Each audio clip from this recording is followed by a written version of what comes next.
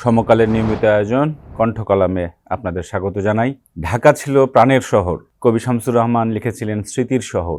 সেই ঢাকা এখন পরিণত হয়েছে একটা নন্দিত নরকে। ঢাকার উত্তাপ অসম্ভব বেড়ে গেছে। আমরা ৭৬ বছরের মধ্যে রেকর্ডের হিসাব গুনছি। আজকের দিনটাও একটা রেকর্ড। একদিনে ১৭ জন মানুষের মৃত্যু হয়েছে হিটস্ট্রোকে। সারা বাংলাদেশে যেখানেই জনপদ, যেখানেই শহর, সেখানেই আজকে পরিবেশ ধ্বংসের নানান রকমের কুপ্রভাবের শিকার হচ্ছে সাধারণ মানুষ। তো তাই প্রশ্নটা আসে, ঢাকা কার শহর? রাজধানী হচ্ছে একটা দেশের প্রচ্ছদের মতো। যে দেশের রাজধানী যত সুন্দর, যত মানুষের বসবাসের উপযোগী, যত পরিবেশ বান্ধব, সেই দেশটাকে ভাবা যেতে পারে যে সেই দেশের মানুষও হয়তো তুলনামূলক ভালো আছে। কিন্তু আজকের ঢাকা, এটা কার রাজধানী?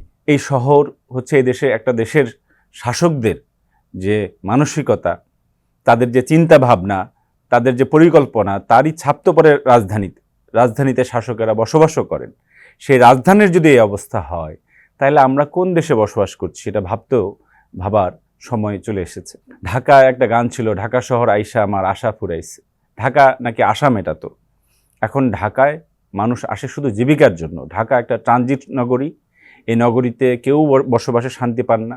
ঢাকার বিরাট অংশ শ্রমজীবী মানুষেরা বসবাস করেন, অথচ জীবনযাপনে তাদের দুর্ভোগের কোনো শেষ নাই। তারাও চিন্তা করেন একদিন গ্রামে ফিরে যাবেন। মধ্যবিত্ত ছাত্র তরুণেরা আসে কর্মসংস্থানের জন্য, তাদেরও একটা বড় অংশ এখন ভাবছেন বিদেশে চলে গেলে ভালো হয়।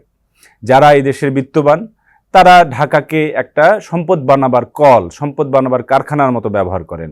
এই দেশে বসবাস করার, এই রাজধানীতে বসবাস করার, এই দেশের সন্তানাদি নিয়ে থাকার চিন্তা তাদের কম অংশই করেন। চীনের প্রাচীর তৈরি করা শুরু হয়েছিল খ্রিস্টপূর্ব ৫ম শতকে।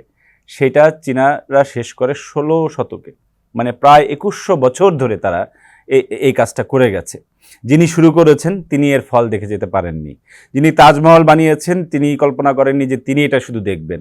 যিনি আইফেল টাওয়ার বানিয়েছেন তিনি শুধু ভাবেননি যে শুধু আমি এটা শুধু দেখব। কিন্তু আমরা আমাদের সময় মাত্র ৫৩ বছরের একটা দেশ, সেই সময় আমরা পরিকল্পনা করতে পারিনি যে আমার পরের প্রজন্ম কিভাবে কোন দেশে বসবাস করবে।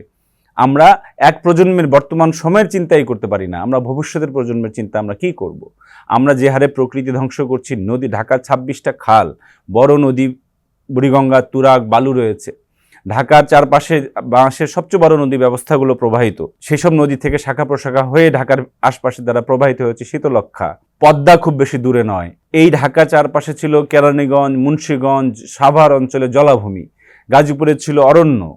সেই চারিদিকে অরণ্য, পাহাড়, ঢিবি, জলাভূমি যে ঘেরা একটা অপূর্ব ভূতাত্ত্বিক ভৌগোলিক যে স্থানে ঢাকাকে রাজধানী করা হয়েছিল, সেই ঢাকার অনন্যতা আমরা ধ্বংস করে ফেলেছি আমাদের এই উন্নয়ন পরিকল্পনা দিয়ে। আমরা ভবনকে মনে করছি উন্নয়ন, আমরা জীবনকে মনে করছি না হচ্ছে উন্নয়ন। জীবনের উন্নতি কতটা হলো, বসবাসের উন্নতি কতটা হলো। ফলে ঢাকা আসলে কারো শহর না, এটা একটা ট্রানজিট জায়গা। আমরা রেল স্টেশন বা গাবতলী বাস স্টেশনকে তো কেউ ভালোবাসতে যাই না, আমরা একটা জায়গা থেকে আরেকটা জায়গায় যাবার জন্য ওই জায়গাটায় যাই। ঢাকা হচ্ছে গরিব শ্রেণী থেকে মধ্যবিত্তে ওঠার জন্য, মধ্যবিত্ত থেকে বড়লোক হওয়ার জন্য, দেশ থেকে বিদেশে যাবার জন্য একটা ট্রানজিট মাত্র। এই ঢাকাকে যদি আমরা রক্ষা করতে না পারি, আমাদের তো দ্বিতীয় কোনো জীবন নাই। ঢাকাবাসীদের ৬৮% মানুষ নানান রকম অসুখে ভুগছেন, ৪৪% মানুষ বিষণ্ণতায় ভুগছেন। বায়ু দূষণে আমাদের জীবন থেকে ৭.৭ বছর চলে যাচ্ছে।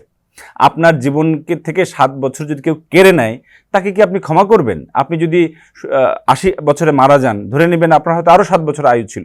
আপনি যদি ৫০-এ মারা যান, ধরে নেবেন আরও ৭ বছর, ৫৭ পর্যন্ত আপনার বাঁচবার কথা ছিল। কিন্তু ঢাকার বায়ু দূষণ পৃথিবীতে ১ নাম্বার। ঢাকা মাত্র ১৫% মানুষ ওয়াসার পানি পায়।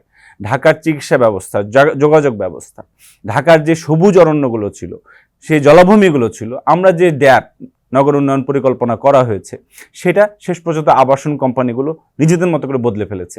ওখানে ঢাকার ভবিষ্যৎ প্রজন্মের কেন বর্তমানের এই শ্বাস প্রশ্বাসের কোনো বাস্তবতা নাই। আমরা ঢাকার চারপাশে যে হারে যে ভবন গড়ে উঠছে, কৃষি জমি, সবুজ ভূমি দখল করে, সেটা কোনো মানবিক বাস্তবতার কথা বলে না। আমরা যদি আমাদের ভালোবাসি, তাহলে আমাদের রাজধানীকে ভালোবাসতে পারতে হবে এবং আমাদের নিজেদের জীবন বাঁচাবার জন্যই এই ঢাকার এই ধ্বংস, ঢাকার এই করুণ মৃত্যু, তিলে তিলে মৃত্যু। বলা হয়েছিল ঢাকা একদিন কল্লোলিনী তিলোত্তমা হবে, কিন্তু আজকে আমরা দেখছি ঢাকাবাসীদের নেই, বুকের ভেতরে তিলে তিলে মরে গেছে। আমরা ঢাকায় এশিয়ার বৃহত্তম গোরস্থান বানিয়েছি রায়ের বাজারে, কিন্তু পুরা ঢাকায় যে একটা ধীর মৃত্যুর একটা শ্মশানে পরিণত হচ্ছে, যে ঢাকা যে মানুষের আয়ু জীবন সব কিছু কেড়ে নিচ্ছে, ঢাকায় যে একটা সময় পরিত্যক্ত গোরস্থানে পরিণত হবে না, সেই গ্যারান্টি কি আমরা আজকে দিতে পারি? আবার আপনাদের সঙ্গে দেখা হবে। ধন্যবাদ।